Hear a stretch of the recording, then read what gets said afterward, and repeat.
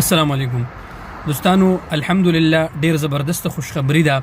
د خادم الحرمین شریفین حفظه الله په حکم باندې د 31 مارچ پورې په خروج عوده او اقامه کې به ان شاء الله اضافه وشي. دا اعلان لږ ساعت مخکې شوی چې تاسو ته په سکرین باندې ښکاري. د هغه ملګرو دپاره کوم چې پاکستان کې پساو شوي او ان شاء الله د کوم ملګرو چې نوې سیوا شوي نو هغه هم څه ټیکنیکل پرابلم و ان شاء الله هغه هم آی تھنک حل شوی د ډېرو ملګرو پکې سیوا شوي دي. لکه زما سره کانټیکټ کړی مرګري پکې راغلي هم دي او د چا پکې خروج عوده او اقامې سیوا شوي هم دي.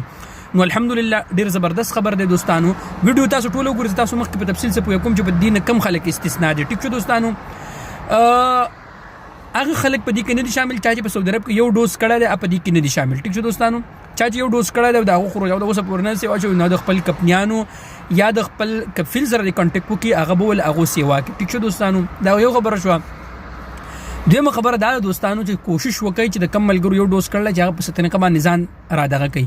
په دې کې هغه ملکونه شامل دي دا خروج عوده او اقامه د هغه ملکونو لپاره په دې کې به تمدید وکړل شي په کم باندې چې د کرونا وایرس د وجې نه پابندیانې لګېدلې شوې وي. ټیک شو دوستانو، دا خبره تاسو یاد وساتئ چې هغه ملکونه شامل دي.